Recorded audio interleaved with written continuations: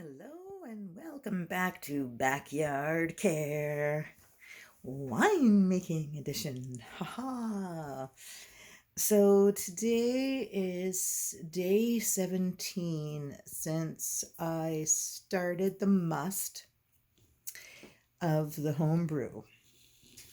And so I took a peek last Sunday and we're going to take a look right now. Now there are bubbles on top, and I'm not sure if you can see, don't want to drop the phone in there. There is still a little bit more action happening, which tells me we are still in the fermentation process. So that means the yeast is still active. It's still working, and there's last Sunday when I took a sample of it, I thought I had it at the right hydrometer reading. I thought it was at 0.99, which I believe would be telling us that all the sugar had been eaten up and now the alcohol, the fermentation process was done. But now I find my hydrometer reading is at 1.0. So I didn't take a picture of it last week. It was kind of crazy, but anyways, when I sampled the wine, I did take a little taste of it last week, and it was quite sweet tasting. And I didn't really want that. I didn't want a sweet red wine, which I believe would be considered a sherry or a port. And originally my plan was to wait until we got to day 17 before I racked it, which means you switch it from the pail to a glass carboy. So anyways, I also noticed that when I poured the sample on last week, that it was not only was it sweet, but it was also very cloudy. So anyways, I just want to take a moment here and show you what we got going on. So right now I have, this is the beaker. This beaker is actually the plastic casing that the hydrometer came into. See, there's when I put the hydrometer in the pail, it's the depth isn't tall enough for the hydrometer to float. So I decided to just use the case that the hydrometer came in, and I put a little bit of wine in it, and so that way I could get a float. The hydrometer would float and I could get a reading. So right now we are at 1.000 specific gravity. And when I first prepared the must, it was over, it was supposed to be at 1.1, right there, the 1.100. Actually, no, it was supposed to be at 1.110, but it was about one more line down. So it was actually at about 1.112. And so what you're supposed to do is you're supposed to subtract, and then I think it's supposed to be like 90 or something, and then you get when you're done, you're supposed to end up at like somewhere in here. I have to either 1.0 or the 0.999. So anyways, I took a look to see if I could come up with an answer, but what I'm going to do is I'm going to leave it for a couple more days. This is a little sample of it here. So we can see there is, it's a little bit cloudy still. And you can see through here, there's cloudiness as well. But if we look in this glass, which was sitting in saran wrap for a week now, the sediment has gone down to the bottom of the glass, and it's clearer through the top layer. So, and then, let's see. Yeah, so you can see to the side here where it's clear. And if we look underneath, we can see some sediment.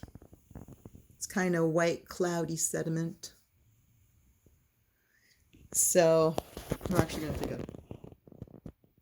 It smells so strong, like brandy.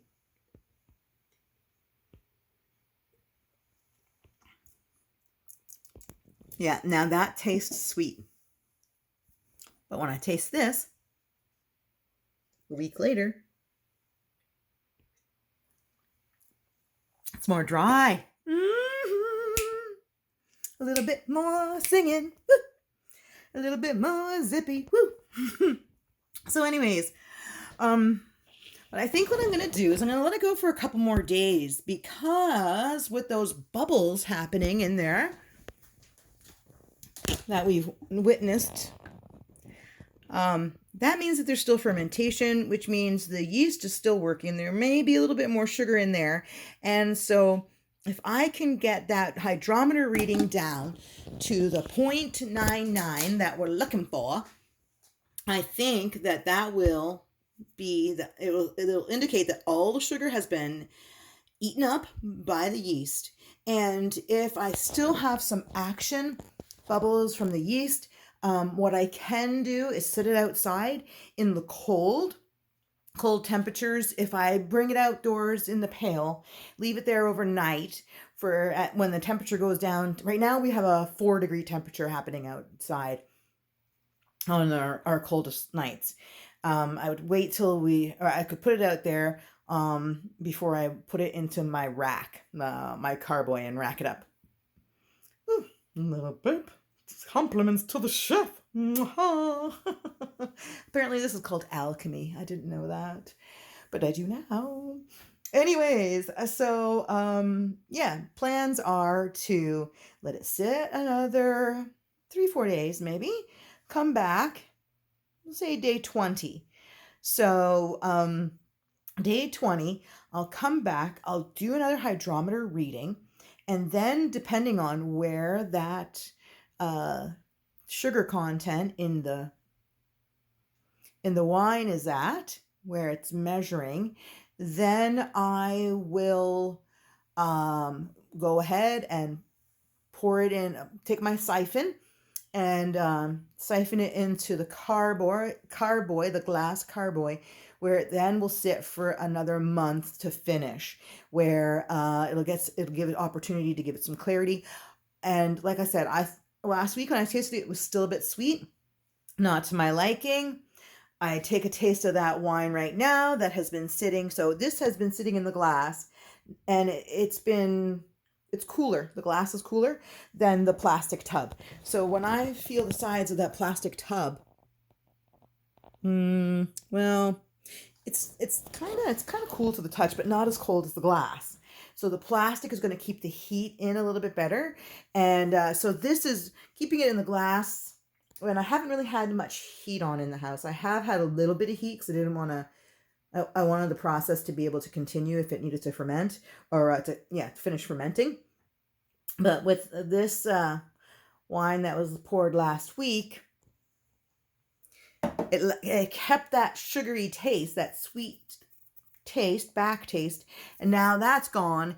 And I bet if I might keep a sample out and test this in a couple of days and compare it to what I had in a few more days. When I bring out the hydrometer again, I will take this and compare it to the new sample that comes.